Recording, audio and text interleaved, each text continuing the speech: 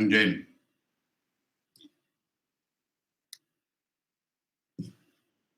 Ansar, ya. Bentar ya.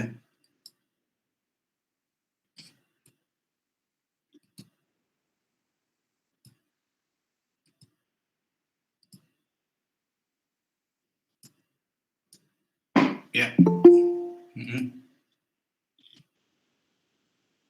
Oke, ya udah lihat slide-nya. Udah lihat slide-nya belum? Sudah, Pak. Sudah. Biasa, saya selalu di ini, ya saya buat gini. Ya. Kita bisa foto-foto dulu, berfoto ria.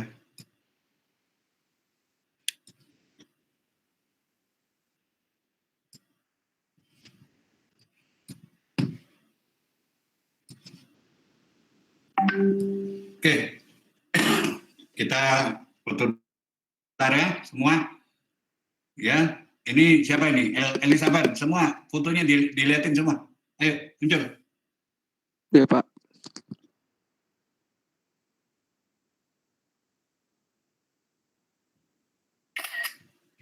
Itu Anissa lagi, kenapa jadi kecil gitu? Udah siap-siap. Yuk, ini satu, jangan seragam harus semua. Oke.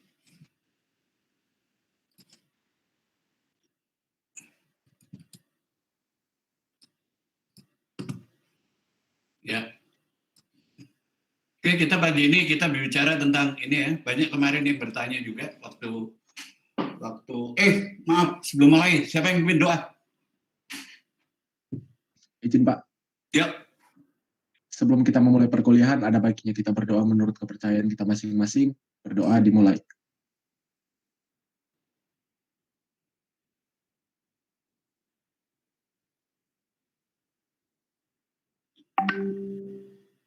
Doa dapat dicukupkan? Ya, oke. Ini kebetulan memang lagi bulan-bulan sibuk ya. Saya kemarin memberikan pelatihan, ini nanti juga hari Kamis, Rabu, Kamis, Jumat, berturut berikan seminar sama di nanti suatu ketika ada satu mahasiswa yang saya panggil, lumayan kalau kamu bisa ngikutin kalau saya lagi ada pelatihan atau seminar, iya kan? Kamu siapa tahu dapat sertifikat gratis kan, bayar seminar sama bayar pelatihan kan mahal, berapa juta. Kan? Sekarang berbicara tentang konsep dan urgensi Pancasila dalam arus sejarah bangsa Indonesia. Ini menarik. Diharapkan kamu memahami arus sejarah. Kemarin tidak saya baca sampai selesai, tapi saya anggap kamu baca. Ya, soal Pancasila, asal-usul kata Pancasila, kemudian kita lihat di sini adalah satu fenomena penting dalam sejarah ini adalah sejarah ininya Pancasila. Jadi periode menjelang perang kemerdekaan, fenomena perang Pasifik pada waktu itu, sebenarnya ada yang menarik. Kalau orang bangga kepada Amerika, saya nggak suka. Terbukti pada saat ini contoh daripada agresi militer Amerika, dan inilah contoh dari, maaf ya, kalau saya katakan kebiadaban Amerika membunuh suatu budaya, suatu bangsa dengan bom atom. Ya, ini menunjukkan arogansi Amerika. Di awalnya di perang dunia. Kalau dia kalah dengan Jepang, kenapa dia nggak nyerang aja pakai sama seperti peristiwa Pearl Harbor? Kenapa harus menggunakan bom atom yang menghancurkan budaya berapa rakyat yang sekian puluh tahun kemudian meninggal? Ya, jadi dari serangan mendadak Jepang atas Pearl Harbor tanggal 7 Minggu 7 Desember yang memporak-porandakan pertahanan Amerika Serikat, pada hari Seninnya Amerika menyatakan perang terhadap Jepang. Minggu tanggal 7, tanggal 8 hari Senin langsung menyatakan perang terhadap Jepang. Mulailah terjadi perang yang membawa pengaruh besar dari jajahan para kolonialisme di Hindia Belanda, yaitu jajahan bekas jajahan Jepang, Malaya, Singapura, Filipina, semua diserang Jepang. Jadi Jepang pada awalnya nyaris seperti Nazi, seperti Jerman di Eropa, begitu cepat Black Witch dengan pasukan kilatnya mereka menyerang beberapa negara pada waktu Jerman itu bagaimana Yugoslavia dikuasai, Prancis dikuasai, ya, beberapa daratan Eropa nyaris semua dikuasai. Beruntung aja Inggris di seberang lautan. Nah sama aja, Jepang juga. Hampir semua negara-negara di Pasifik dan di ini dikuasai oleh Jepang. Dalam jajahan Jepang. Dengan slogannya, dengan ini ya. Dan kenapa saya sampai sekarang bukan berarti saya bangga dengan Jepang. Saya juga nggak suka dengan Jepang, ya kan? Nah inilah penjajahan yang gaya baru yang luar biasa Jepang itu ya. Jadi Jepang adalah suatu bangsa yang waktu itu ingin muncul, dia ingin menjadikan, dia mengintimidasi beberapa, dia datang ke Indonesia dengan pasukannya masuk dengan slogan-slogan, saya saudara tua yang akan membebaskan Anda dari penjajahan. Tapi yang tidak pernah saya lupakan juga dari cerita-cerita almarhum ayah saya, ya, dari saudara saya, bahwa justru dalam kenangan kita yang 3,5 tahun dijajah Jepang, itu terjadi kerusakan moral yang sungguh sangat biadab. Wanita-wanita kita dijadikan penghibur. Justru wanita-wanita bukan wanita sembarangan, kelas menengah. Ada keluarga kerajaan, keluarga ningrat yang tadinya diiming-iming mereka akan disekolahkan karena kami saudara tua ingin membuat Anda terangkat derajatnya sesudah sekian ratus tahun dijajah Belanda, maka kami beri kesempatan untuk anak-anak sekolah kedokteran untuk mengisi Indonesia nanti kalau merdeka. Mereka ditawari pendidikan kedokteran di Singapura. Dikatakan di Seoul, begitu naik kapal dibawa, akhirnya dibawa kemana? Kamboja, Burma, Thailand, Korea, Malaysia, Filipina untuk pemuas nafsu serdadu-serdadu Jepang. You can view, itulah yang korban keganasan wanita Jepang.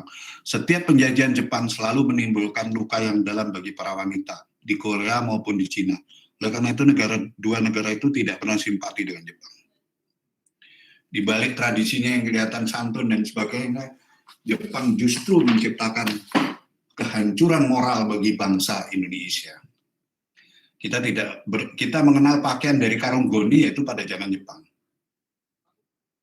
Seolah disiplin, bagaimana kalau kamu jalan di depan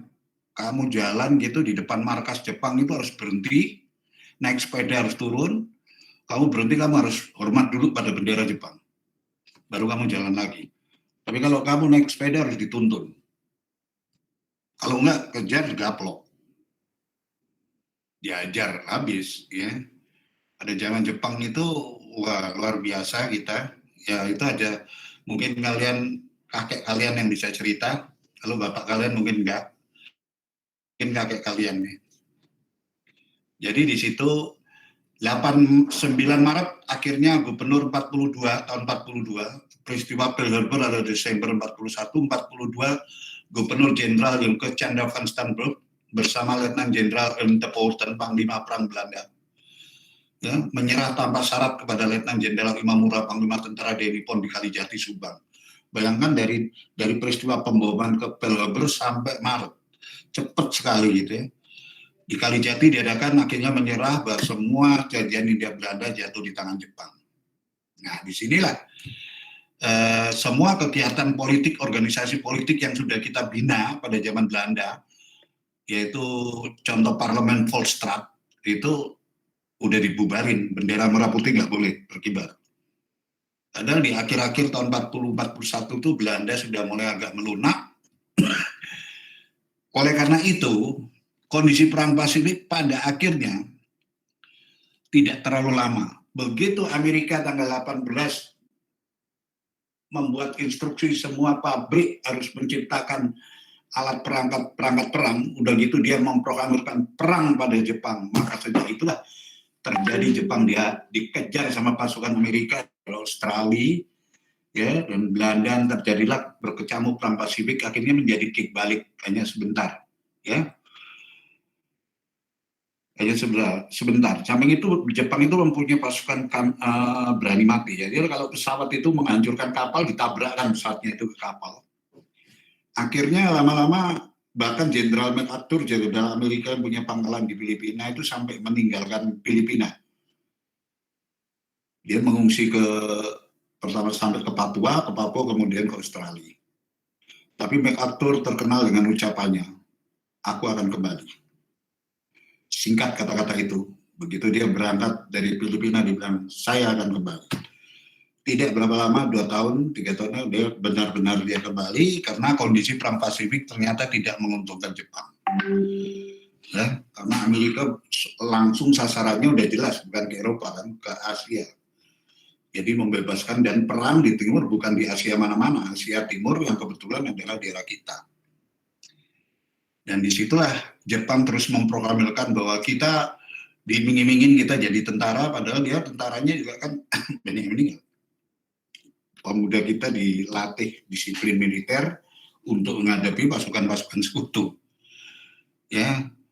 Kemudian yang penting adalah pemerintah Kaisar Jepang, karena serang oleh sekutu, belum lagi negara-negara dengan melihat kekejaman Jepang, negara-negara penjajahan Jepang memberontak, maka ada serangan dua pihak. Inilah pemerintah Kekaisaran Jepang kewalahan, dia mengambil hati melalui Jenderal Komakuchi Harada mengumumkan pembentukan Badan Penyelidik Usaha Persiapan Kemerdekaan Indonesia atau BPU PKI dengan iming-iming bahwa kamu akan diberi kemerdekaan.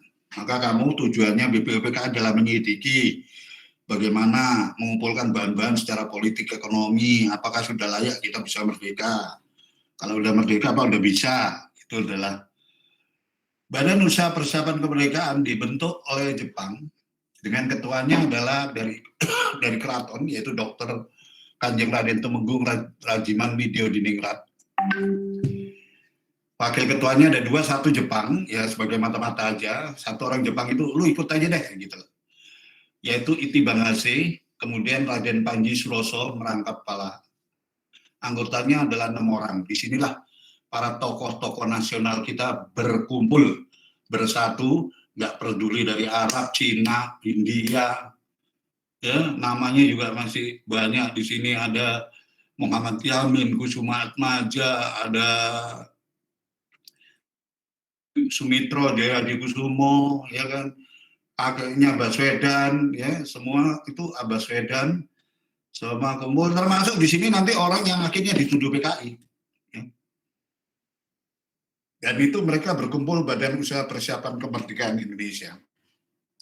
Ini sidang BPU PKI, sidang pertama di BPU PKI adalah di gedung Josangiin di lapangan Banteng, jadi dekat di situ ada Deparlo, gedung Deparlo yang ada pilarnya, ada 5 tinggi gitu ya. Pada saat sidang hari pertama, ya, jadi sidang dimulai pada tanggal 29 Mei sampai 1 Juni. Jepang memberi kebebasan sidang, ya dia ada satu anggota Jepang aja. Sang ketua, yaitu Dr. Rajiman tadi, mengatakan kepada para peserta, masalah pokok tentang kalau kita merdeka, ingat kata-kata saya, jika kita merdeka, apa yang harus kita siapkan? Dasar negara kan belum dibentuk. Lalu gimana? Apa yang harus kita lakukan bila kita merdeka? Bila. Kata-kata bila ya. Kata-kata bila itu bisa enggak, bisa iya kan? Betul nggak? Ya. Nah, di sini para peserta menghendaki kalau gitu kita harus punya dasar negara. Lucunya dibagi-bagi ngobrol, siapa yang ngomong. Tanggal 29 Mei yang ngomong adalah Mr. Yamin, Raden Mas Margono Jayadikusumo, si kakeknya si Prabowo, Profesor Dr. Insinyur Roseno, ini adalah Bapak Beton Indonesia, Kanjeng Raden Mas Aryo Sosrodiningrat, banyak dari keraton-keraton, kemudian Raden Ajeng Aryo Sumitro Kolopaking, Buryaningrat, Raden Aris, Raden Mas Suryo, Mr. Susanto, Tirto Diprojo, Dasar ahli hukum semua. Hari ke tanggal 30-nya adalah Muhammad Hatta, dijadwal ya semua, didaftar. Insinyur Suratman Cokoradisoryo yang kemudian nanti dituduh PKI, Dr. Sarkiman ini juga. Kemudian tanggal 31 Muhammad Yamin dan Insinyur Soekarno, tapi Insinyur Soekarno akhirnya berbicara juga pada Jumat tanggal 1 terakhir. Sesudah Baswedan kakeknya si Anies. Ya. Satu hal yang menarik. Lucunya dari semua pembicara ini membuat skenario negara dan membuat dasar negara yang Jumlahnya adalah 5. Jumlahnya 5. Dia nyebut 5. Dasar negara kita harus 5 ini, tapi tidak menyebut namanya. Dasar negara kita adalah 5, bla bla bla bla bla bla bla. Semua mungkin diilhami karena sebagian besar. Jadi mereka terpaku dengan rukun Islam. Dari Islam kan 5. Proses perumusan dasar negara, para pembicara yang sangat menonjol. Saya ambil yang menonjol di sini. Muhammad Yamin, tanggal 29 Mei. Dia ini terkenal ini termasuk lahan politiknya Soekarno. Dia mengusulkan, Muhammad Yamin mengatakan, saya mengusulkan adalah berbicaranya mereka cukup, ya lama banget sih enggak ya, bahwa dasar negara kita adalah peri kebangsaan, peri kemanusiaan, peri ketuhanan, peri kerakyatan, kesejahteraan rakyat. Oh, ya kan? Kemudian tanggal 31, Profesor Dr. Supomo, ini ahli hukum, ya, dia mengatakan bagi kita yang penting adalah nasionalisme, persatuan, kekeluargaan, takluk kepada Tuhan. Jadi bahasanya masih lucu, takluk kepada Tuhan, musyawarah, dan keadilan rakyat. Usulan Profesor Supomo, karena dia adalah seorang ahli hukum, diawali dengan pemaparan syarat berdirinya negara. Teori berdirinya negara yang baca di Kewarganegaraan ada. Jadi negara adalah wujud kontrak sosial, dia mengambil teori John Locke, asing segala macam. Teori kelas, jadi kekuasaan kelas, ada kelas ekonomi kuat, ekonomi ini, kelas sosial. Nah itu, bahwa masyarakat kelas rata sama seperti masyarakat kalau di komunis kan kelas. Jadi jangan keliru kamu dengan ini ya, dengan istilah PKI itu antara ide, yaitu itu sebuah adalah ide suatu paham ya. Jangan kamu kaitkan tidak beragama gitu. Ya. Yang siapa bilang penganut PKI tidak beragama? Ada ya. Nanti akan ceritanya di sini akan jelas. Jadi jangan dicampur adukkan, apalagi dengan berita-berita medsos sekarang yang tentang isu PKI muncul lagi ya, itu udah sebaiknya kalau orang baca sejarah, orang akan tahu bagaimana sejarah Pancasila itu muncul ya. Teori ini kemudian dia menerangkan teori-teori tentang integralitas. Oke, tapi yang paling penting adalah pada waktu sidang 1 Juni. Muncullah seorang pemuda ya yang sudah mulai terkenal yang bernama Soekarno, Insinyur Soekarno, lulusan Sekolah Teknik Bandung, ITB sekarang.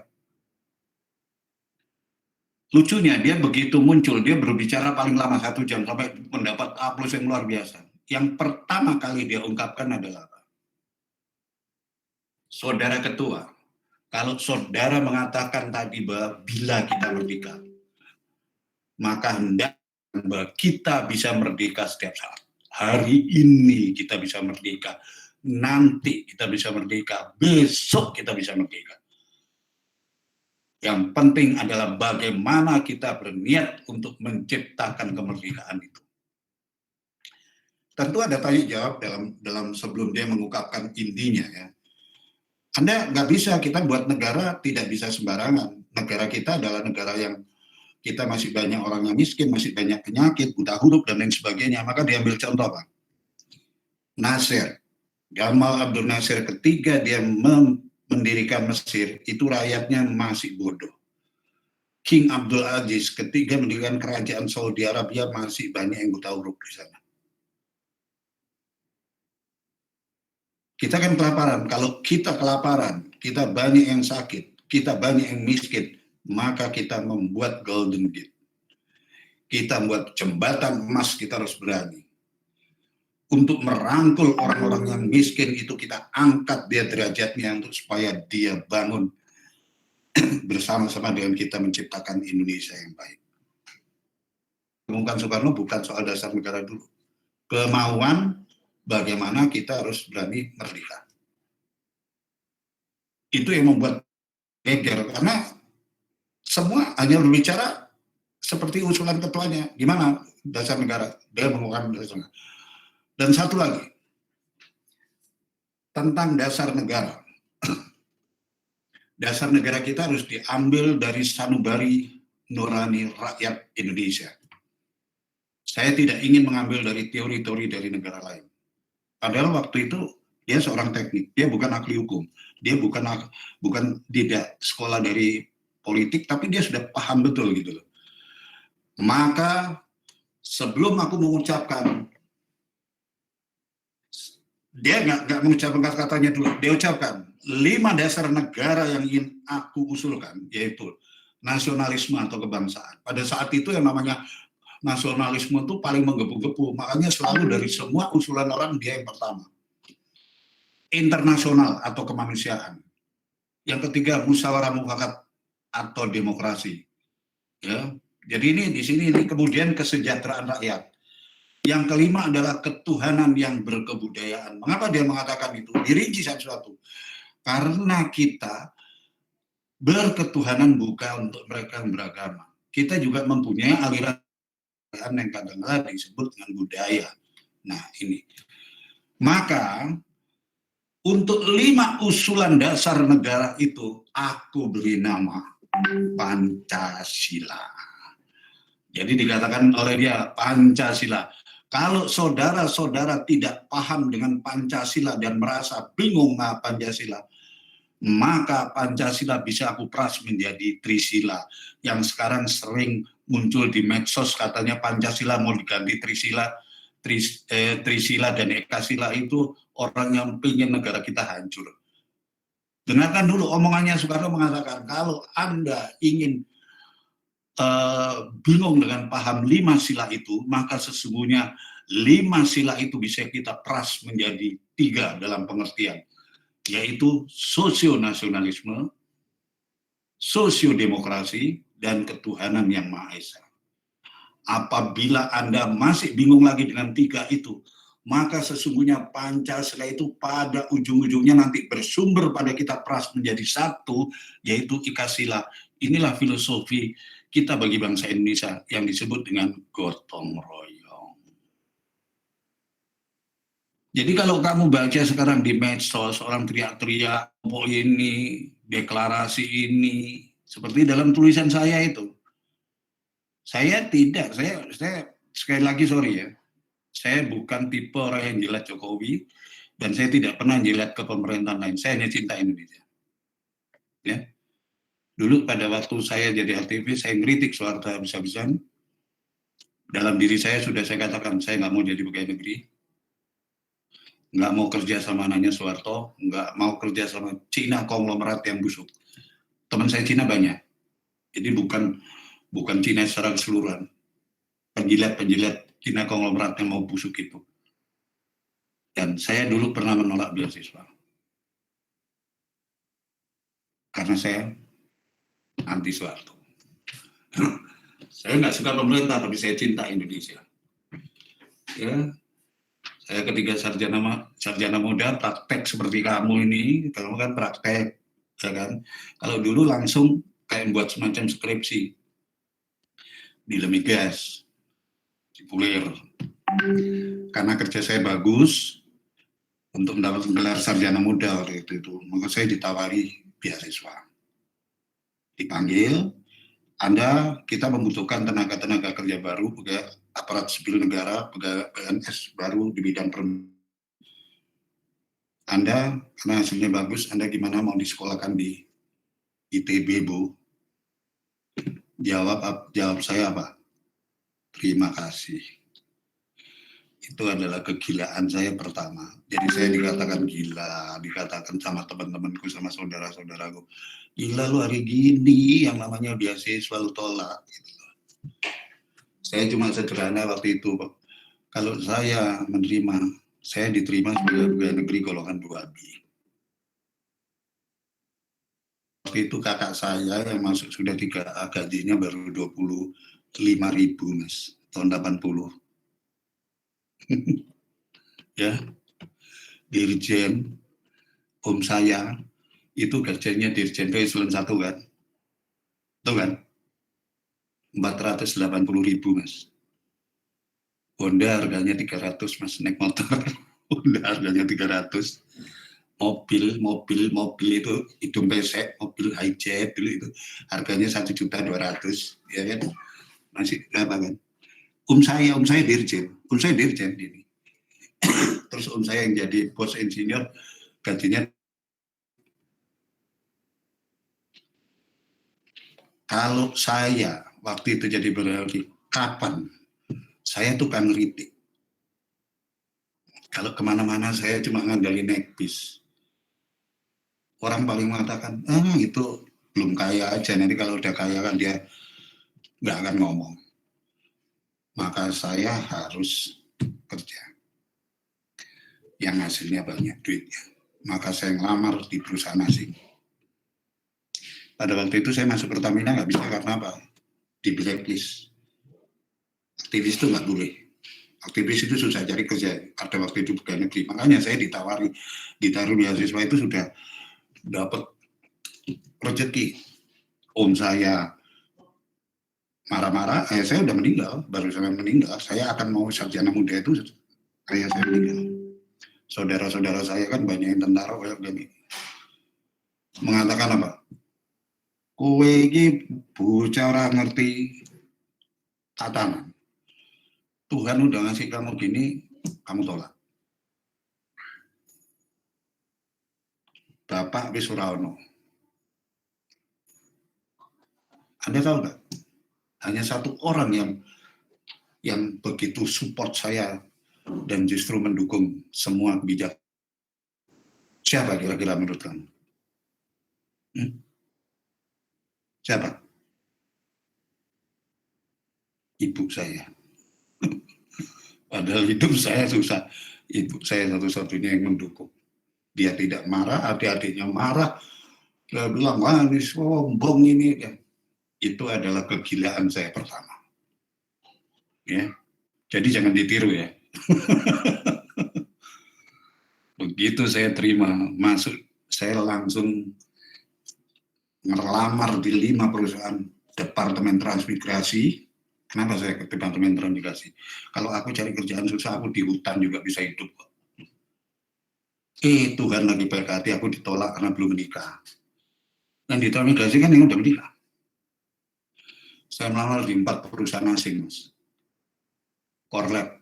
Kemarin ada teman saya yang mantan Korlab itu kemarin ngobrol. Korlab ini perusahaan Amerika. Trainingnya di Singapura. Udah pernah cerita saya? Udah pernah belum? Belum. Belum, oke. Korlab trainingnya di Singapura. Ya. Buru-buru keluar negeri, naik pesawat aja belum pernah, Bu, gitu. Kedua, Stanford, perusahaan Amerika Selatan. Ini yang saya lamar. Ketiga, setelah bersih. Andai kata saya diterima, trainingnya di mana? Dekat. Di mana? London. 3 bulan. Terus Arco, perusahaan Amerika di Jakarta. Tuhan itu emang lagi berada di pihak saya, karena saya prihatin. Waktu itu Senin puasa, Senin Kemis. Tapi jangan keliru kamu. Kalaupun saya puasa Senin Kemis itu semata-mata bukan juga semata-mata karena Rasulullah ya. Tapi karena memang ngirit makan ya. Jadi puasa Senin Kemis itu benar-benar jatah makan jadi terkurangi gitu. 4-4-nya diterima, Mas. 4-4-nya diterima. Muncul kesombongan saya yang kedua. Saya kalau ada pilihan ini saya puasa tahajud. Sebelum mulai tadi saya sudah 2. Puasa tahajud. Saya seperti melihat kayak ada TV, begitu korlap dicoret. Wah, berarti nggak boleh saya. Stanford yang langsung ke Sumatera nanti dapat perumahan dulu, ya, dapat mes dulu, dicoret 2. Selam bersih. Yang dari UPN yang diterima berapa? 6 orang selam bersih. Untuk segera berangkat ke London. Suruh segera tanda tangan, terus bikin paspor, berangkat. Begitu saya lihat tulisan selam bersih dicoret, aduh, saya seperti lemes. Saya lemes. Wah, udah. Kalau udah begitu saya nggak mau. Saya tolak selam bersih. Giliran sekarang yang ngata-ngatain saya siapa? Temen saya. Kapan lagi lo? Kita jalan-jalan bisa jalan-jalan ke Eropa, Bu. Lu katanya senang musik cadas di sana tempatnya Rolling Stone, Bu, Rolling Stone gitu. Mau nonton sepak bola Manchester United, Liverpool itu kan. Kapan lagi gitu kalau nggak sekarang gitu. Saya diam. Saya masuk Arku. Ya, masuk Arku. Justru di Arku itulah Tuhan memang sudah menempatkan saya. Jadi kalau level semua masuk orang dari sini, ini minyak jatahnya segini, kita sarjana muda segini. Sesudah saya Arku, pindah-pindah konsultan, saya sampai di sini. Nah, itu saya mengendakin gitu. Jadi suatu ketika waktu itu benernya di Balang ya, saya mau pergi keluar, ya, ketemu teman-teman di Islam Gresik. Dia, wah gimana? Saya udah lulus, karena saya sambil meneruskan, saya kerja sambil meneruskan. Lulus, kerja, menikah, teruskan. Jadi ketemu teman-teman kan, ngomong, wah, lu sekarang gimana kan? Udah selesai katanya. Iya, saya nggak ngomong kerja saya di mana. Lu mau kemana? Oh, gue ada kebetulan waktu itu saya ke Eropa ke London ya. Oh sama-sama. Aku lagi ada tugas di Abu Dhabi transit ya, pesawat transit kan ya. Gantian saya ngomong, itu ada 3 orang yang dulu selalu sedih gitu. Lu kalau gitu kita nanti kalau check in kan kita masih kalau pesawatnya besar kita bisa dong duduk deket gitu kan, ngobrol-ngobrol gitu loh. Saya tanya, lo duduknya di mana nih? Boeing 747 yang gede. Lu duduknya di kelas mana? Dia nyebut kan, karena dia sibuk kerja kan. Gantian saya ngomong, itu 5 tahun sudah bisa, Bu. Sudah saya terusin. Terus saya lulus. Dan dia nggak terusin kan. Gue itu sekarang kalau naik pesawat, itu kalau duduk di kelas ekonomi, pantat gue gatel, sorry ya. jadi gue kalau duduk di kelas eksekutif gitu, sorry. Jadi lu brengsek lu. Kantor gue marah soalnya kalau gue duduk di kelas ini. Di kelas ekonomi itu gue dimarahin sama kantor gue, nggak boleh gitu. Gatel aja, jadi gue mesti sorry, jadi gue nggak bisa kita ngobrol-ngobrol karena gue di kelas eksekutif kan. Tadi gue nanti kantor. Ya udah sialan. Jadi saya sudah langsung cepet, itu karena Allah. Itu kesombongan saya yang kedua. Kesombongan pertama tadi menolak beasiswa, kesombongan kedua sekarang kan udah cium, berarti kan sama kan. Nah, inilah hal-hal yang. Nah, disinilah integritas, bagaimana saya mengenali Soekarno, orang yang punya integritas, orang yang punya sikap. Ketika dia mengatakan tentang sila-sila ini dan kemudian dia beri namanya Pancasila. Diperas tadi jadi Trisila, Ekasila. Tapi ada hal yang penting sekali dalam pembicaraan Soekarno pada waktu mengemukakan Pancasila. Apa? Ada 3, yaitu pertama nama itu. Kemudian dia memberi contoh tentang national state. Ketika Anda berbicara, Saudara Ketua, kita berbicara akan mendirikan sebuah negara. Sesungguhnya di Indonesia ini sudah ada, yaitu suatu wilayah yang mempunyai kekuasaan yang besar. Kita diberi contoh oleh kerajaan Sriwijaya dan Mojopahit. Sriwijaya itu hanya daerah Sumatera Selatan. Tapi wilayahnya sampai mana? Semenanjung Malaka, Kalimantan kan. Jadi luas kan. Lebih-lebih lagi Mojopahit. Di sebelah Kali Berantas, tapi wilayahnya bisa sampai India Selatan. Sampai Thailand, Papua. Nah, itu satu contoh. Satu wilayah yang kecil, dia menciptakan state, satu kesatuan. Yaitu adalah Mojopahit. Mojopahit tidak menjajah, jangan keliru. Dia menciptakan satu kesatuan. Kalau dia menaklukkan kerajaan di Campa misalnya, maka rajanya adalah disuruh teruskan lagi. Kamu tetap jadi raja. Kalau bayar pajak, upeti, itu sebenarnya adalah untuk menjaga apa? Lalu lintas laut ini. Kan banyak perompak. Ini kamu dalam jaminan keamanan saya. Keamanan. Jadi nggak juga yang namanya upetinya terus harus keras-kerasan, tahu harus barang-barang yang bagus dari negara kamu dikit, enggak, itu bukan watak Mojopahit. Jadi seperti daerah apa? Kayak sekarang, kayak provinsi gitu. Itu adalah contoh. Kemudian yang tiga adalah dasar filosofis. Pemikiran yang luar biasa daripada Bung Karno, di Wiltensong. Ya, hakikat dari dasar. Ini Wiltensong ini yang sebenarnya merupakan cara berpikir yang tidak diiniin oleh orang lain ya, oleh tidak terpikirkan gitu loh, bahwa akan muncul pemikiran seperti Wiltensong ini. Jadi kenapa? Apa yang dimaksud Wiltensong? Dalam ujian akan saya keluarkan. Saya dari awal sudah ngasih tahu ya. Ujiannya akan kenapa? Tidak pernah ada orang yang menjawab dengan tepat Wiltensong. Wiltensong adalah dalam filosofi yang paling mendasar atau filosofi Grundslag yang mendasari political independent atau political avant-garde. Bagaimana seorang Soekarno yang dari seorang teknik, seorang insinyur, ya, saya nyari simbol sipil, sampai dia mengatakan memberi contoh tentang Wiltensong seperti ini. Jangan sampai kita seperti negara lain, dan dia sudah meramal itu. Contohnya adalah Lenin. Lenin ketika kemerdekaan Uni Soviet, dia dari Stalin, ya, Lenin, Stalin, mendasari Uni Soviet dengan apa? Marxis, historis, materialistis, Wiltensong. Ini adalah ilmu-ilmu Barat, paham yang muncul di Barat.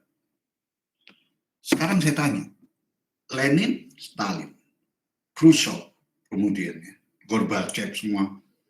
Sekarang fondasinya pada Lenin ketika dia menjalankan dengan Marxisnya, ya kan, historis, materialistis, pengembangan dari sosialis itu kayaknya larinya dia ke Marxis. Saya tanya, apakah Uni Soviet berhasil? Sekarang Uni Soviet gagal, komunis hancur. Sekarang dia terpecah jadi beberapa negara yang ingin merdeka dari bekas Uni Soviet. Yang paling tinggi adalah Rusia. Ini titik awalnya adalah dimulai dari peristiwa pabrik nuklirnya Chernobyl ketika meledak dulu. Mulai orang ada kesadaran. Gagal Soviet mempertahankan ini Wiltensongnya, nyatanya pecah.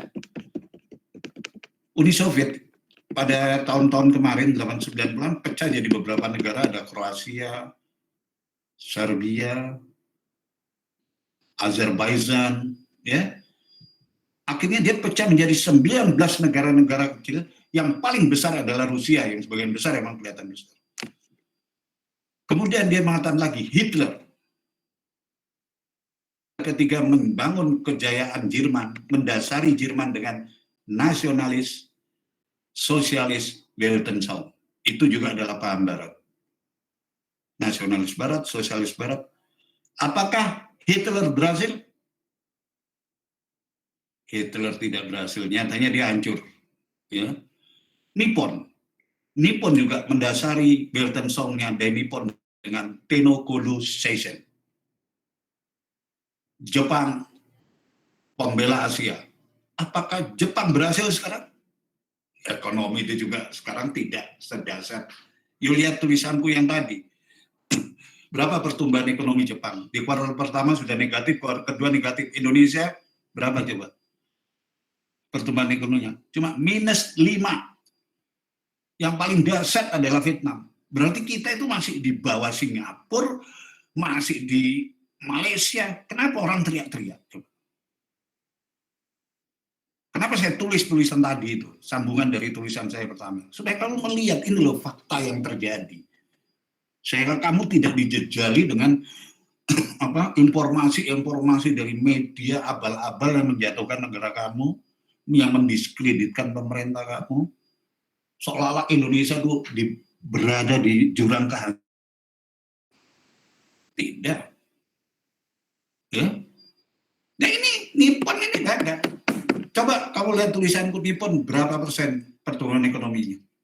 Ada dalam grafik itu saya lihat. Kemudian yang keempat adalah Dr. Sun Yat-sen. Sesudah terjadi revolusi dari kerajaan di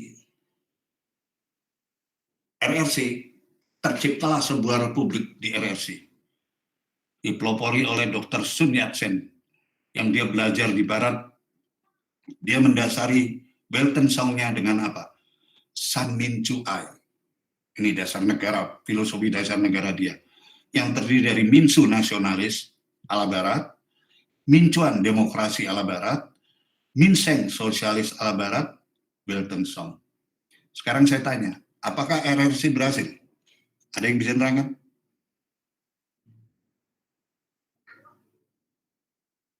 Ayo, RRC berhasil nggak? Ayo dong. Dia kan cerita saya nih, Dr. Sun Yat-sen pada waktu itu Republik. Sekarang RRC berhasil nggak? Tidak. Sekarang RRC kan jadi negara komunis. Walaupun sekarang secara ekonomi, tapi ekonomi paham komunis sekarang, paham RRC adalah bukan komunis murni, tapi dia adalah komunis yang kapitalis. Itu yang harus diperhatikan. Ya. Tapi dulu RRC dari negara demokrat oleh Dr. Sun Yat-sen akhirnya kalah dengan anak petani yang bernama Mao Zedong.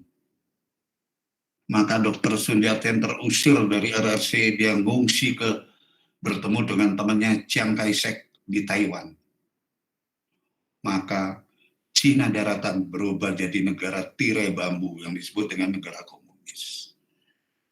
Jadi awalnya dulu mereka bukan komunis, Bu. Itu ya, paham itu akhirnya jatuh. Semua negara diambil contoh, Indonesia ini jatuh. Padahal mereka dari satu rumpun yang sama. Timur Tengah, Saudi Arabia, jadi berapa negara Islam di situ? Ada Yaman, Saudi Arabia, Uni Emirat Arab, Lebanon, Syria, Irak, Iran, Kuwait. Satu jazirah Arab. Bangsa Arab aja terpecah-pecah. Sekarang saya tanya, Indonesia yang mengeluarkan Pancasila, kata Soekarno, kita akan mempunyai Weltan Song yang disebut dengan Pancasila. Dari tahun 45 ya. Pecah nggak sampai sekarang? Ada nggak negara Kalimantan, negara Dayak, negara Batak gitu? Hah? Ada nggak? Tidak, Pak. Ya, itu berapa suku bangsa? Coba bandingkan dengan ini nih, Jerman coba. Itu Weltan Song-nya, karena sekarang kita, kalau kita menggunakan nasionalis kita, ada nggak di Pancasila itu nasionalis? Ada, tapi bukan nasionalis gaya Barat. Nasionalis kita adalah persatuan Indonesia. Ada nggak yang namanya demokrasi di Indonesia? Pancasilanya di dasar negara? Ada. Kerakyatan yang dipimpin oleh hikmat kebijaksanaan dalam permusyawaratan. Dan ini, ya kan, itu bukan gaya Barat. Itu adalah yang namanya demokrat ala apa? Demokrat ala Indonesia. Kerakyatan yang dipimpin oleh hikmat kebijaksanaan itu adalah demokrat ala Indonesia. Dan ini yang kita harus perhatikan. Kemudian kalau dikatakan lagi, apa yang namanya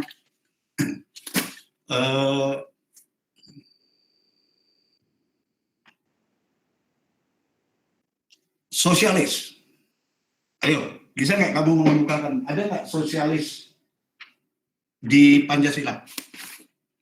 Ayo, terangkan. Ada yang bisa nggak terangkan, ada sosialis nggak di Pancasila? Izin, Pak. Apa? Mungkin pasal Pancasila sila kelima, Pak. Ya, itu sosialis ala Barat nggak? Kayaknya bukan, Pak. Sosial bukan sosialis ala Barat, keadilan sosial, coba cari, ada nggak? Undang-undang dasar Amerika segala macam, Australia ada kayak gitu. Nggak ada keadilan sosial bagi seluruh rakyat Indonesia. Sekarang ada nggak Declaration of Independence ketuhanan yang Maha Esa? Nggak ada. Kamu buka itu yang namanya dasar negara Amerika, dasar negara Jerman, dasar negara Jepang, dasar negara Australia. Ada nggak ketuhanan yang Maha Esa? Ada nggak kemanusiaan? Kemanusiaan itu dituangkan dalam bentuk HAM, beda. Kemudian kemanusiaan kita itu pakai nurani, bukan sekedar HAM. Amerika itu adalah mbahnya HAM. Nyatanya persoalan kulit hitam sama kulit putih sekarang malah memuncak pertikaian. Iya kan? Kemarin polisi kulit putih lawan polisi kulit hitam sampai rame begitu coba. Dan itu tidak terjadi di sini, ya. Jadi jangan terus berpikir, apalagi orang yang meracun kita, wah itu Indonesia, alah, guys.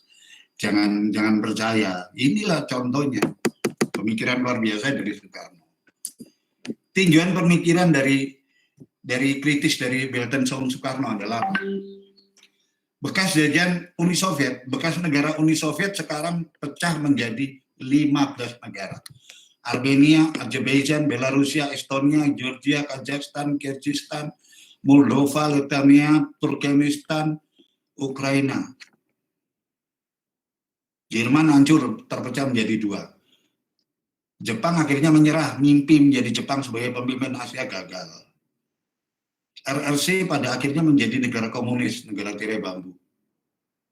Sekarang NKRI dari 45 sekarang pecah. Jadi bagaimana? Dan ini akhirnya hari itu adalah hari terakhir 1 Juni. Akhirnya ditutup dan dicapai suatu kesepakatan bahwa nama Pancasila diterima sebagai dasar negara kita. Hanya sila-silanya disempurnakan. Karena hampir mirip semuanya kan. Tapi nama udah jelas Pancasila, ya. Jadi akhirnya dibentuk panitia kecil 8 orang, ya. Untuk mengolah apa? Tadi ada sub tentang ekonomi, tentang dasar negara, tentang politik. Persiapan untuk kita merdeka. Dan ini rupanya wakil Jepang ini lapor ke Panglima Jepang di Asia. Wah, kok sidangnya sudah terlalu maju sampai ngurusi dasar negara. Kalau sampai ngurusi dasar negara, kemudian nanti berpikir tentang sosial, politik, ekonomi. Orang kalau mikir dasar negara kan berarti sudah berarti merdeka dong. Akan merdeka. Ini Indonesia sudah pengen buru-buru merdeka aja gitu. Jepang mau pikir dia yang akan memberi kemerdekaan. Akhirnya panitia dibentuk adalah panitia persiapan kemerdekaan Indonesia. Diketuai 8 orang yang ngurus nanti dasar negara kita rumusannya gimana, parlemen kita kayak gimana, undang-undang dasar kita, bentuk nanti negara gimana, diketuai oleh Insinyur Soekarno. Tanya, coba Anda baca, Muhammad Hatta, Maramis, Wahid Hasim, kakeknya Abdul Qadir Muzahir, Agus Salim, Abi Kusno Cokro, Abi Yusyoso, Ahmad Subarjo, Muhammad Yamin. Dari 8 orang ini beserta Soekarno, hanya 1 yang non-muslim, semuanya haji semuanya, yaitu siapa? Maramis. Perwakilan dari Indonesia Timur. Pada akhirnya mereka sidang untuk mempersiapkan. Akhirnya sudah dicapai kesepakatan. Kita telah mencapai kesepakatan, sudah terbentuk pembukaan Undang-Undang Dasar kita sudah terbentuk pembukaannya, di situ dicantumkan Pancasila, alasan kemerdekaan segala macam. Yaitu tepat pada malam tanggal 22 Juni, ulang tahun Jakarta, dirumuskan hasil rapat dalam sebuah naskah yang diberi nama Piagam Jakarta atau Jakarta Charter, di mana di situ dibuat rancangan mukadimah hukum dasar, atau disebut juga Undang-Undang Dasar, juga tercantum rumusan Pancasila yang telah disepakati oleh berapa orang itu penuhnya gitu, yaitu disebut di Pancasilanya. 1. Ketuhanan dengan keyakinan menjalani bagi pemeluknya. 2. Kemanusiaan yang adil dan beradab, persatuan Indonesia, kerakyatan yang dipimpin oleh hikmat kebijakan dalam perusahaan, keadilan sosial bagi seluruh rakyat Indonesia. Clear. Dan ini nanti dalam sidang kita tetapkan. Sore itu juga, malam itu juga, Maramis ketemu dengan Hatta. Bung Hatta, saya ingin bertemu dengan Soekarno. wah ini dia kelihatannya perlu istirahat, dia nggak ada istirahatnya, capek. Bagaimana, apa yang ingin kamu sampaikan? Tidak, saya hanya ingin langsung bertemu dengan Soekarno. Maramis diantar ketemu dengan Soekarno karena dia bersikeras. Di hadapan Soekarno ada Hatta. Maramis terus terang bilang, Bung, andai kata rumusan Pancasila seperti itu dan ditetapkan besok, maka kami dari teman-teman dari Indonesia Timur akan mengundurkan diri. Geger langsung geger meledak. Wetasim sebagai bapaknya Gus Dur itu, terus Simasari ya, ini langsung bilang ke Wetasim itu omnya ya mungkin ya, kakek, bukan Wetasim ya. Nah ini langsung ke bapaknya Wetasim, si Hasyim Asy'ari itu, diminta pendapatnya. Malam itu juga langsung mereka coba tanya, gimana ini? Ternyata sila pertama menjadi problem. Kita pilih mana? Indonesia Timur mau lepas atau apa? Semuanya sepakat dari jangan sampai terjadi kita lepas. Akhirnya bagaimana rumusan itu? Tokoh-tokoh Islam itu yang dikumpul di Jombang itu, akhirnya sepakat memberi masukan. Mereka sholat. Kita harus menyelamatkan dan sampai itu ya. Maka muncullah kata ketuhanan yang Maha Esa. Jadi itu bukan dibentuk dengan sembarangan. Akhirnya dicoret nomor 2 sama nomor 5 semua setuju, nomor 1 menjadi ketuhanan yang Maha Esa. Berkat itulah Indonesia jadi menyatu dari Sabang sampai Merauke. Dan itu nggak main-main. Jadi kalau sekarang tiba-tiba ada kelompok-kelompok yang diatur nggak mau mengakui Pancasila, malah ada yang ingin mengembalikan ke Piagam Jakarta, itu kira-kira mau ngapain dia? Menurut kamu? Kira-kira ngapain itu menurut kamu?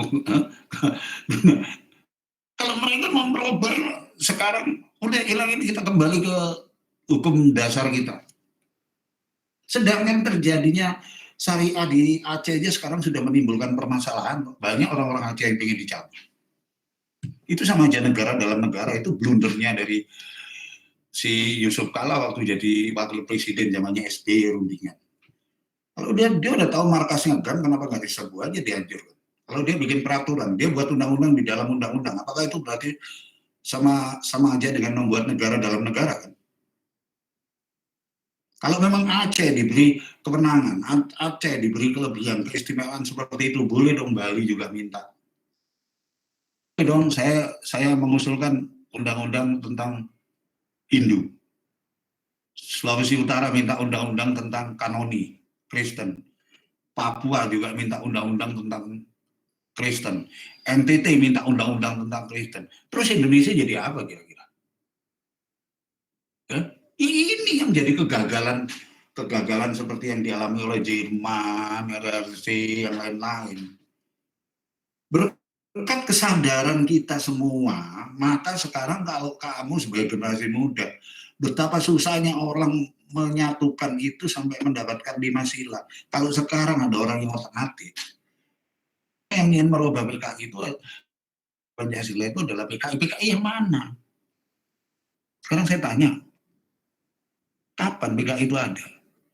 Mereka yang demo sambil bawa bendera PKI itu dapat bendera dari mana? Mereka kok yang demo itu juga kok tahu ulang tahunnya PKI hari itu? Jangan-jangan dia yang PKI. Teriak-teriak PKI. Saya mau tanya itu dari mana? Lu tahu dapat bendera itu dari mana? Gitu loh. Kok lu tahu-taunya juga ulang tahunnya segitu? Jadi disinilah kita itu sekarang dibodohi, generasi muda kita, anak-anak muda di tengah pandemi yang seperti sekarang, jarang keluar, kamu nggak komunikasi, akhirnya frustasi. Ya kan, di rumah mangut aja kan frustasi lama-lama. Dicekoi dengan aliran-aliran yang gini. Jadi generasi kita adalah generasi yang instan, generasi rentan. Jadi kalau dicekoi dengan gitu, yang terjadi apa? Sidang BPUPKI kedua akhirnya sudah ditetapkan. Ya, tanggal 10 sampai 17 Juli 45. Jadi itu waktunya cepat. Pada sidang tanggal 10 sampai 16 ada penambahan anggota. Di sini sudah makin ditetapkan bahwa pada tanggal 14 Juli perancang Undang-Undang Dasar sudah membacakan hasil kerjanya. Sudah ada pernyataan Indonesia Merdeka di Mukadimah, tubuh UUD. Pancasila udah nggak ditak-atik lagi, udah silanya udah ketemu. Ya. Pada tanggal 17 Agustus BPUPKI dibubarkan oleh pemerintah Jepang. Karena apa? Kok terlalu maju, dikasih lembaga kayak gini malah berbicaranya tentang persiapan kemerdekaan. Akhirnya Jepang membentuk PPKI, Panitia Persiapan Kemerdekaan Indonesia, atau Dokuritsu Jumbi Ninkai. Ya. Anggotanya dilantik oleh Jenderal Terauchi, pimpinannya Insinyur Soekarno, Dr. Ansumo Hatta, Rajiman Mediodingingrat, itu ketua BPPKI. Ya. Alasan pembentukan BPPKI bagi Jepang adalah apa? Karena BPUPKI terlalu cepat merancang kemerdekaan Indonesia. Terlalu buru-buru, ya karena pidatonya Soekarno pada waktu 1 Juni udah ngomong gitu. Kenapa kita nunda-nunda? Kalau kita mau merdeka ya sekarang, besok, lusa itu tetap merdeka. Bisa aja. Nah ini. Ya. Akhirnya dari semula anggota PPKI 21 orang ditambah lagi sekian orang, 12 dari Jawa. Loh, yang banyak dominannya Jawa dulu waktu itu. Iya kan? Jadi di sini akhirnya pada tanggal ketika kita mengucapkan kemerdekaan, dan lucunya pada tanggal 15 diculikan oleh Khairul Saleh dan kawan-kawan, ya. Khairul Saleh dan kawan-kawan. Di sini timbul para tokoh-tokoh muda di situ, salah satu diantaranya adalah yang disebut dengan Dipo Nusantara Aidit atau DN Aidit yang terlibat G30S. Kamu tahu kan DN Aidit ketua PKI. Salah satu itu anak muda yang waktu itu sih justru tanpa sadar. Akhirnya apa yang muncul? Soekarno dibawa ke Rengas Dengklok. Karena sudah dengar santer bahwa Jepang sudah mau menyerah. Tentara Amerika Serikat sudah menguasai Iwo Jima, Filipina udah jatuh, ini udah jatuh. Kita harus cepat memerdekakan diri sebelum nanti dirubah lagi. Karena sekarang bekas jajahan Belanda itu kan sekarang dikuasai oleh Jepang. Nanti kalau Jepang kalah kan dikembalikan lagi nanti ke Belanda gitu loh khawatirnya. Kita harus cepat-cepat. Bukan dipaksa. Tapi apa kata Soekarno ketika dia diculik? Dia ancam dan kamu mengancam saya dengan apapun, saya tidak akan mengucapkan proklamasi. Mana Hatta? Sementara Sultan Syahrir yang kelompok anak muda lagi di Jakarta bingung, ini mana nih tokoh si Soekarno kemana? Ini adalah detik-detik yang menegangkan, katanya Jepang sudah mau kalah. Iya, Soekarno nggak ada. Siapa ya? Oh, nggak tahu ya. Terendus itu bahwa Soekarno diculik. Wah, langsung suruh jemput. 15 ya. 16 datang ke Pegangsaan Timur, waktu itu rumah beliau. Ya. Beliau kena sakit malaria, lemes badannya karena mikirkan terus saja. Dia buat naskah proklamasi, lalu dicoret, gitu. Akhirnya dia sakit. Tanggal 16.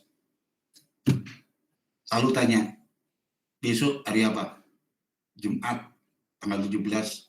Jumat Kliwon. Wah, ini hari bagus. Kalau gitu kita akan memproklamirkan kemerdekaan kita besok. Dia buat naskah, tapi dia sudah meriang gitu, tahu nggak, meriang, demam gitu. Fatmawati disuruh jahit, ada 2 kain merah dan putih. Pada waktu itu dia lagi ambil guntur, ya. Lalu pagi-pagi diperkirakan waktu jam 9 atau jam 10 mau ini, Hatta datang. Dia Pegangsaan Timur sudah banyak orang menunggu gitu, karena udah merebak bahwa Indonesia akan merdeka. Hatta datang mengatakan, Soekarno di mana? Kita udah merdeka belum? Udah menyatakan merdeka belum? Soekarno di mana? Di dalam. Soekarno lagi meringkuk sakit. Hatta masuk. Aku tunggu kamu gitu loh. Dia bilang, Hatta, coba kamu proklamirkan kemerdekaan kita. Aku lagi sakit, aku nggak kuat. sakit. Kamu proklamakan kemerdekaan kita. Apa jabatan? Itu sudah kehendak Tuhan. Gitu. Tidak. Yang layak dan pantas untuk memproklamirkan Indonesia merdeka adalah kamu. Dibangunkan sama Hatta, dituntun, Andi, dilapin Fatmawati yang meletakkan pecinya, dia masih badannya, makanya seragamnya kan ini tebel. Keluar menuju teras itu di apa sama Hatta. Terus dia maju tampil ke depan, begitu di depan gitu, wah rakyat sudah menunggu gitu. Terus Soekarno bilang, mana Hatta? Hatta ada agak di belakang, disuruh maju. Hatta, kamu maju ke depan sini, di sampingku. Maka suaranya kan bergetar dia, karena dia waktu itu masih sakit. Proklamasi, wah, itu baru proklamasi, kemudian akan diadakan untuk menyatakan bahwa kita sudah merdeka. Wah, Jepang masih bingung. Yaitu diadakan, kamu pernah dengar tentang upacara besar di lapangan Ikada kan, Monas, ya? Pada waktu itu adalah untuk menyatakan kemerdekaan Indonesia. Dan siapakah di balik anak muda yang menyiapkan acara di Monas sehingga Jepang itu nggak bisa menghentikan? Kalau kamu baca sejarahnya, anak muda itu yang disebut dengan Aidit.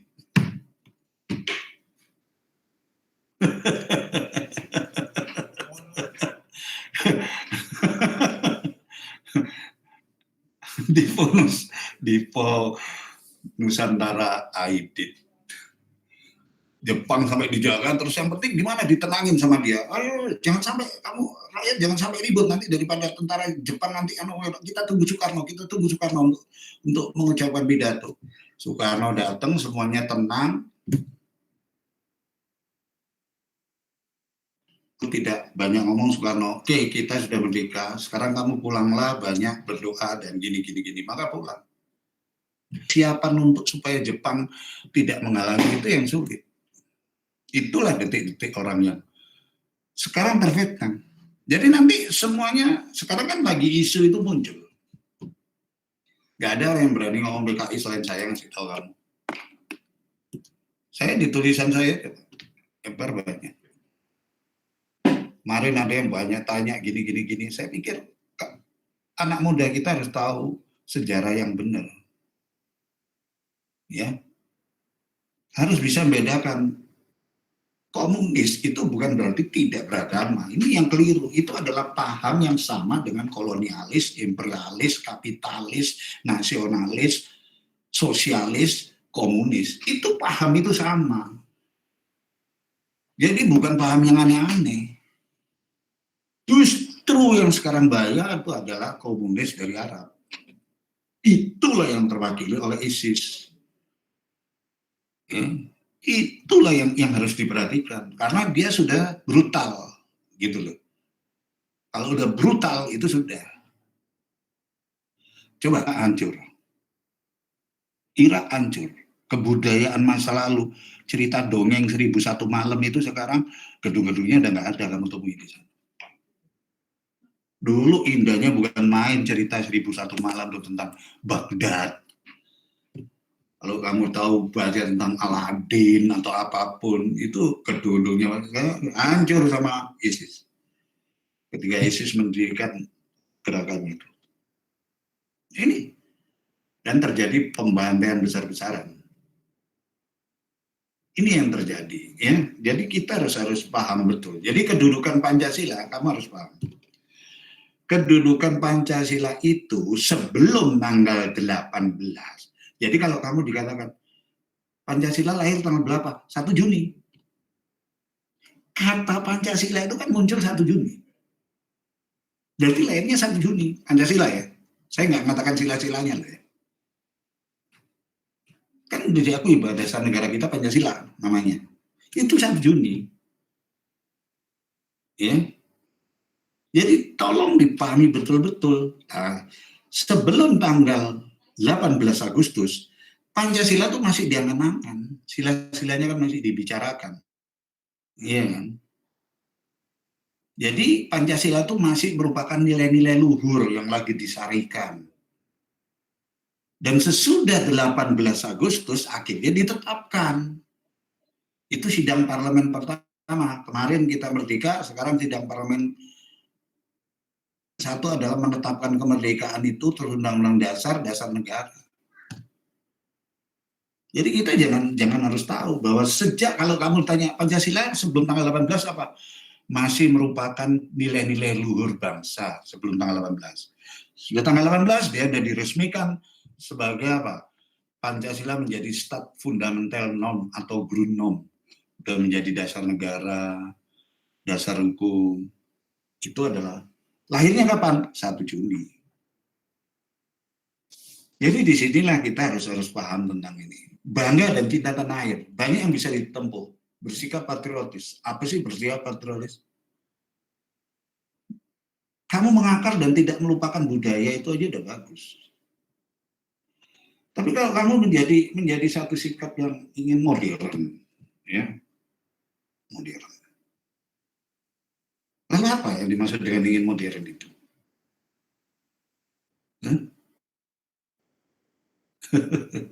Yang ingin modern apa? Ketika kamu berpikir apa-apanya pamrih, ya pamrih. Wah, saya nanti jelasin. Saya pada tahun 98, pada saat reformasi, saya sering diundang rapat waktu itu penjatuhan Soeharto.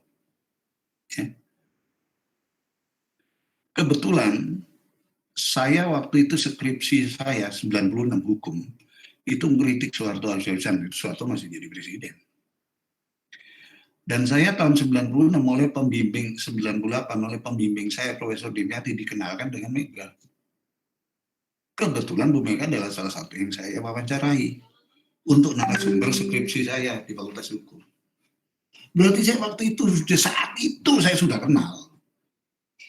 Bagaimana saya makan siang di rumahnya Mbak Mega, bagaimana ketika akan ulang tahun PDI di reformasi yang besar-besaran di Bali itu Bu Sri Mulyani, waktu itu masih belum apa-apa, Bu Sri Mulyani cuma dosen. Diajak ke sana, saya diajak ke sana nanti bareng sama Mbak Mega, Bu Sri Mulyani udah jalan dulu. Saya tidak mau. Pada waktu itu saya udah dekat dengan pemerintahan. Saya tidak mau nimbrung. Kalau jawaban saya waktu itu apa waktunya? Waktu Profesor Dimyati mengatakan, ini Mbak Mega, ini ada anak muda ini. Kita ajak aja nih, Mas Gatot ini.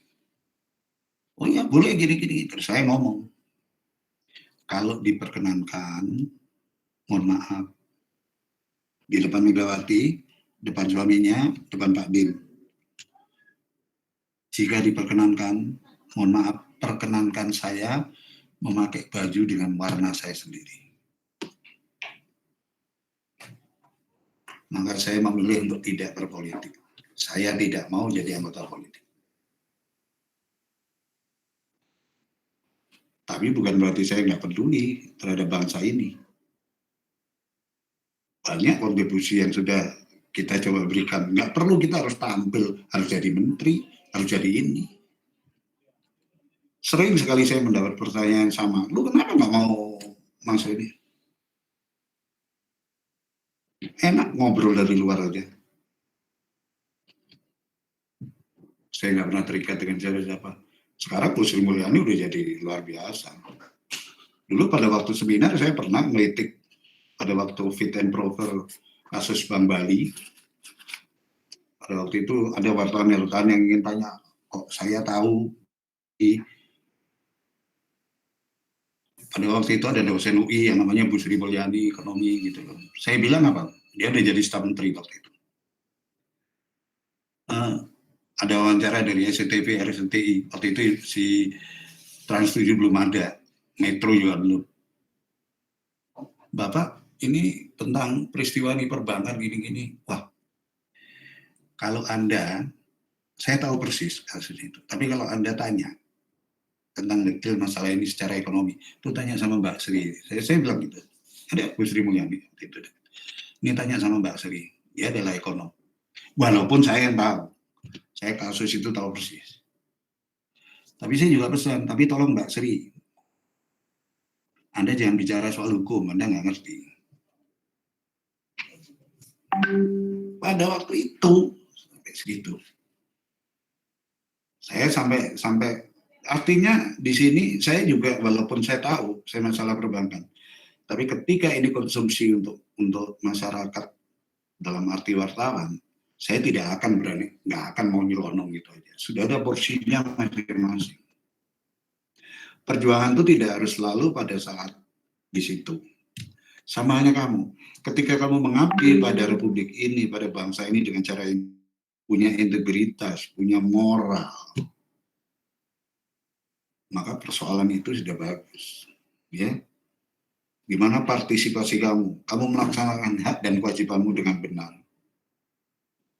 Jadi esensi urgensi Pancasila dalam kajian sejarah, dalam perjalanannya suatu ketika Pancasila pernah mengalami interpretasi yang macam-macam. Ya. Sesuai dengan pemerintahnya.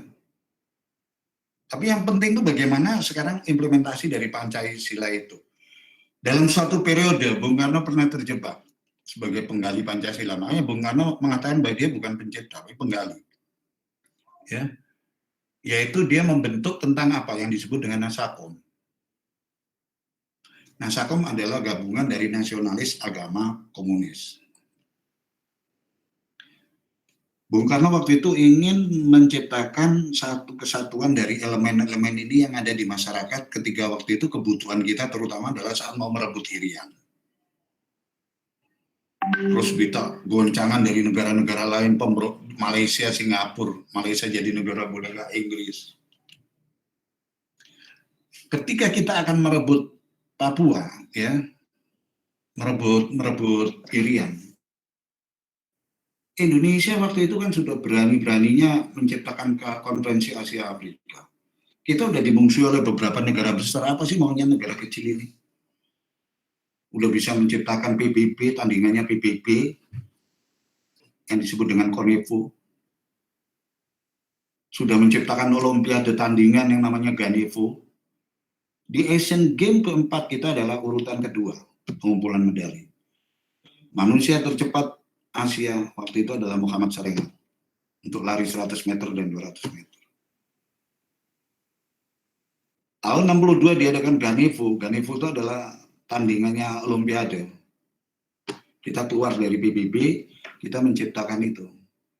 Soviet, Cina ikut. Kalau Asian Games aja Cina nggak ikut, apalagi olimpiade. Ya kan?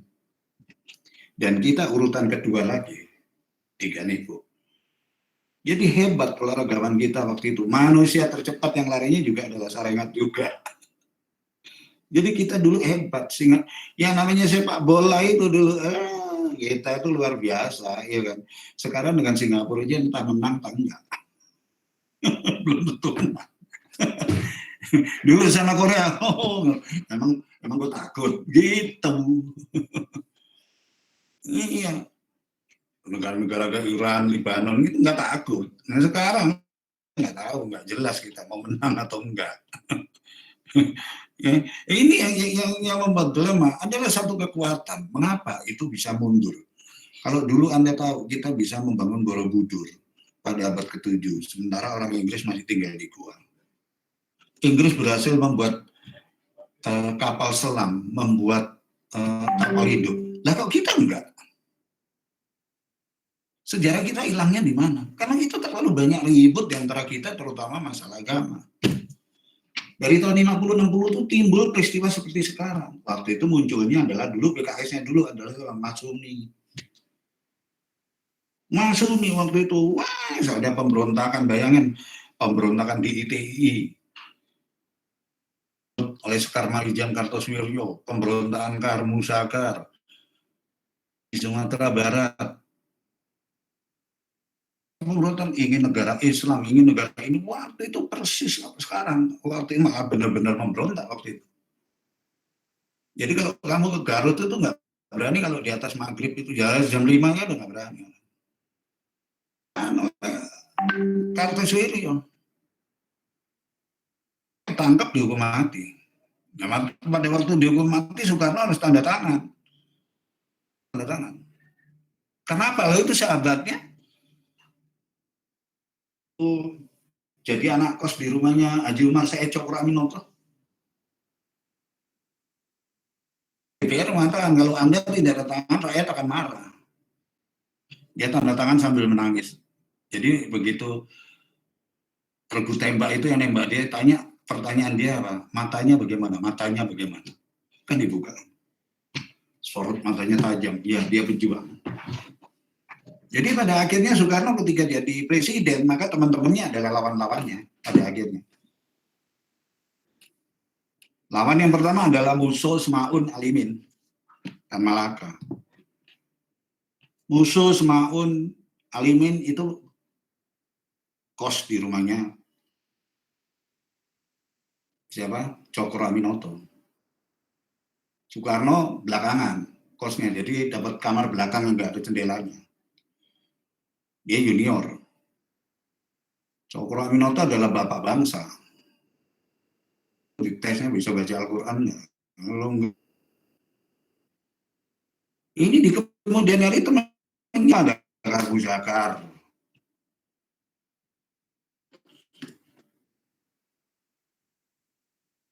Madiun, berontak di Madiun. Ya teman-temannya semua. PRRI coba. Negara simpatisannya antara lain Tan Malaka.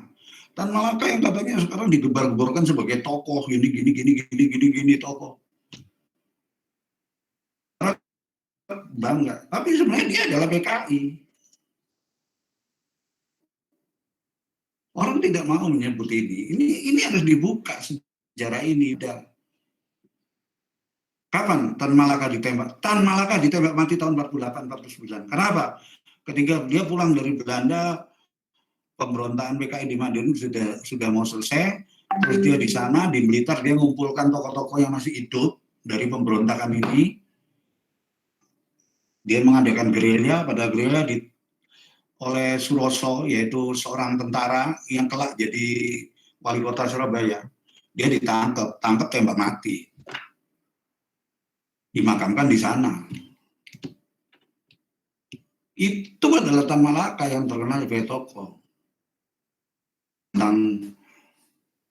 Tapi kalau kamu tanya siapa peristiwa Ikada, yang ngatur peristiwa Ikada, coba buka, nggak akan disebut yang namanya Aidit.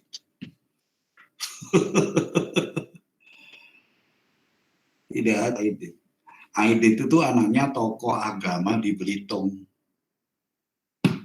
Dari keluarga Islam. Tokoh agama itu yang berafiliasi ke Muhammadiyah. Itu antara lain ke Masyumi. Musuh anaknya Pak Haji Alimin Semaun, anaknya orang beragama semua. Mereka semua rajin sholat. Tapi jadi PKI. Saya bilang PKI tidak beragama. Sekarang dikacaukan berita ini. Supaya tidak merebak. Waktu Soeharto menemukan jenazah pahlawan revolusi, dia bilang, saya masih ada tuh beritanya di berita Yuda Angkatan Bersenjata. Waktu itu jenazah jenderal diketemukan. 8 PKI. Jenderal kita dianiaya. Matanya ada yang dicungkil, disilet perutnya, kemaluannya dipotong, katanya waktu itu nari-nari.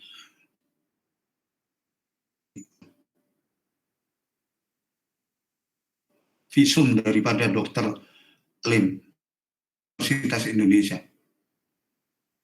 Tidak ada satu goresan pun silet.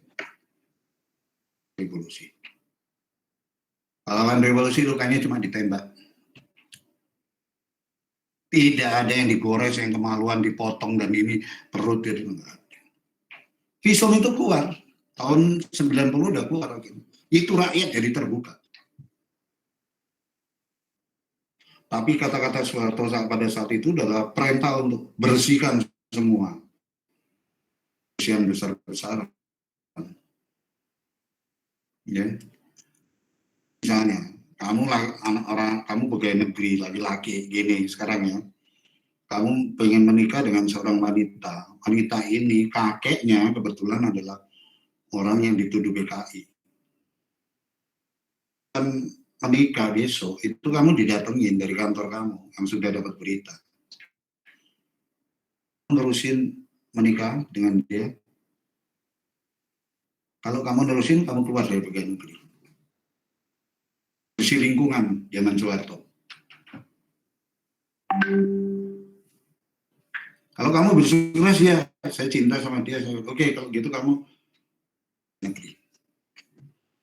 Orang yang berindikasi, orang dia harus mempunyai bersih lingkungan. Istrinya, keluarga istrinya, kakeknya, omnya itu harus tidak terlibat dengan PKI. Bayangkan berapa jadi korban. Orang dilarang jadi guru, jadi tentara, jadi ini hanya karena tidak bersih lingkungan. Kamu kawin, sekarang ketahuan, baru ketahuan kalau kakeknya istrimu adalah PKI, langsung dikeluarkan kamu, biar kamu dari stan. Itu pada waktu itu. Kejam nggak itu Soeharto? Guntur itu coba. Dia mau nyusun skripsi di ITB. Udah tinggal skripsi. Tidak boleh. Akhirnya keluar. Megawati udah mau lulus dari Unpad, keluar. Pernah memberi kesempatan pada guru untuk menyelesaikan sekolahnya di ITB. Apa jawab guru? Udah nggak penting.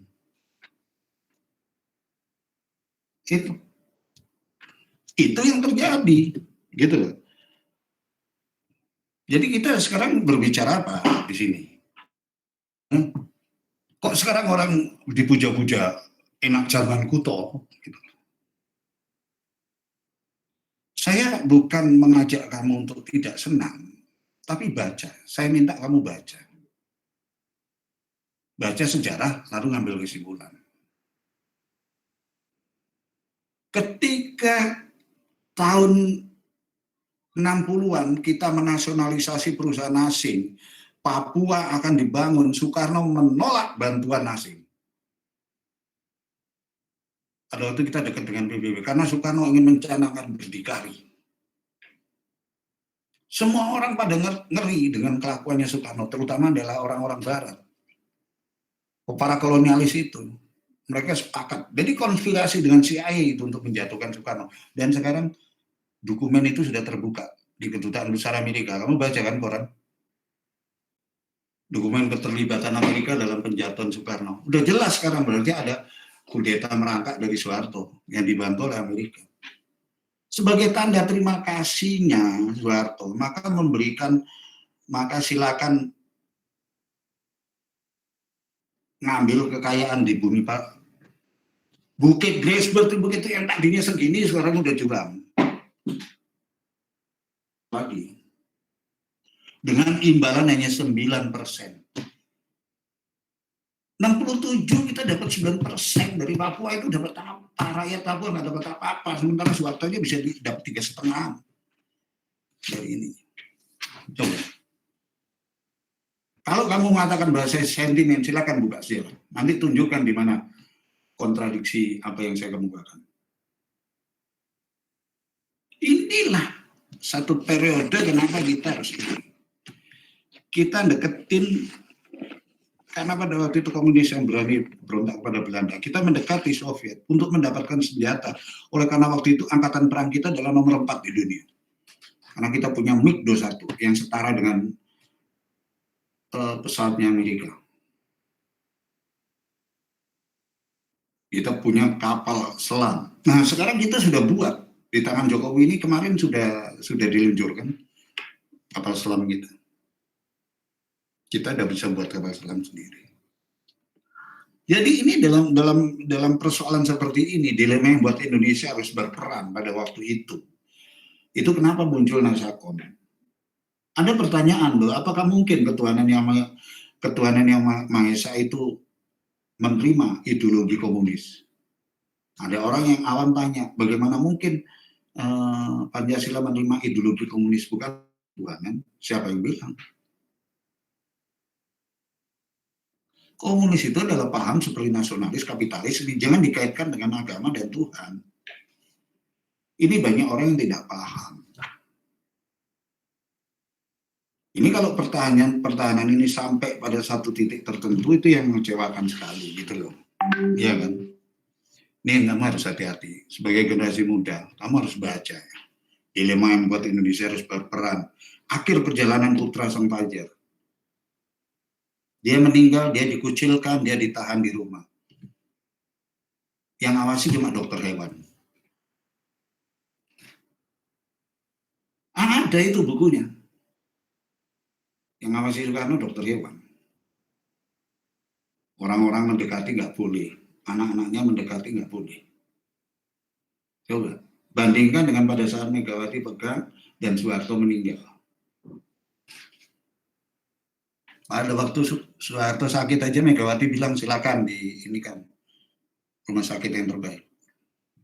Tapi pada waktu bapaknya dia ketemu enggak, obat juga tidak dikasih, dibiarkan makin meninggal. Inilah kenapa kalau kamu saya bilang alasan. Saya nggak suka dengan Jepang, karena Jepang lah yang membuat wanita kita jadi rusak. Saya nggak suka dengan Harto. Harto bertanggung jawab atas kematian 2 juta rakyat Indonesia yang di Pulau Buru. Seorang keluarga, dia punya anak perempuan 4. Begitu bapak ibunya dituduh PKI, maka bapaknya harus bilang sama anaknya supaya kamu kabur. Kamu jangan menganggap aku anakku. Aku bapakmu. Kalau kamu nggak kabur, tentara udah datang menangkap, diperkosa kamu di depan bapak ibu kamu. Itu kebiadaban kita. Pramudia Anantatur, dia dipenjari di Pulau Buru, apa kesalahannya? Surat bebasnya apa isinya? Tidak tersangkut dengan G30S. Lah kenapa selama ini aku ditahan 14 tahun? Ketika dia diajukan untuk mendapat hadiah Nobel atas 4 karyanya itu, maka pemerintah Indonesia justru jangan dikasih. Nah, inilah pada waktu itu zaman Soeharto. Jadi bukan saya ngajak kamu melihat siapa sebenarnya yang membuat rusak Republik ini sehingga Papua sendiri menjadi. Sekarang coba kamu lihat sesudah selesai kuliah ini, kamu buka internet, keadaan Papua kayak gimana? Bamena yang berapa kali saya ke sana dulu, lapangan terbangnya yang seperti kantor pos ronda Hansip, sekarang jadi bagus. Ya. Itu adalah satu akhir perjalanan Putra Sang Fajar, terus akhirnya Pancasila disakralkan. Film yang tiap tanggal 30 itu nggak sama persis dengan aslinya. Tidak ada penyiksaan para jenderal. Visumnya itu adalah UI yang buat, kedokteran UI, dan dibuka sesudah udah selesai sekarang. Waktu itu diancam, awas kalau kamu buka beritanya. Terus dibuat Pancasila itu sakti. Yang sakti apanya? Orang selalu ngomong Pancasila, saya bela Pancasila, tapi perilakunya coba. Tutur katanya yang kasar, tutur katanya itu bukan cerminan Pancasila. Ya. Coba kamu buka semua arsip yang kamu cari deh, dimanapun. Untuk supaya kamu nanti kalau mengabdi pada bangsa ini tahu, pada periode ini Indonesia mengalami ini, oh Pak Gatot cerita begini. Dan kamu boleh tanya ke saya. Saya buat skripsi aja diinterogasi. Skripsi yang kritik Soeharto. Saya baca puisi di Jogja ditangkap. Apa? Saya nggak punya senjata. Jadi saya udah tahu lah. Gaknya kalau sekarang anak cucunya yang menikmati negara itu, sekarang Bambang Utri mau protes karena dicekal sama Bu Sri Mulyani, nggak boleh keluar negeri. Hartanya mau disita itu, artinya cendana. Bu Sri Mulyani nyekel Kementerian Keuangan, nggak boleh keluar negeri. Itu hebat, itu perempuan satu itu hebat. Beruntung kita punya Menteri Keuangan kayak gitu. Beruntung memang. Jiwa Pancasila tidak mengendaki penyimpangan perilaku. Ini kamu uraikan. Kalau nanti keluar ujiannya, penyebab sosial itu apa? Ya. Jadi kita berbicara, kalau kita berpikir tentang sesuatu yang bersifat sejarah, coba diperhatikan, benar-benar. Nanti saya akan buat tulisan lagi berlanjut, tulisan saya yang ketiga, itu seri kedua dari tulisan yang sekarang. Bagaimana kita dikacaukan oleh berita seolah-olah rame itu dibolak-balik berita. Jadi ingat, hebat Densus kita, udah bisa membaca bahasa yang dikacaukan itu. Oke? Kalau nggak ada pertanyaan, berdoa. Atau kalau kamu nggak cukup, ada pertanyaan silakan ke WA atau langsung japri saya. Kayak kemarin beberapa temanmu, ada beberapa orang tanya. Oke, ada yang tanya? Tinggal 10 menit lagi nanti ke portal saya ketutup lagi. Berdoa aja deh. Ya. Ya, silakan berdoa. Baik, sebelum kita mengakhiri perkuliahan ini, Ya. kita berdoa sesuai percaya masing-masing. Doa dimulai. Ya.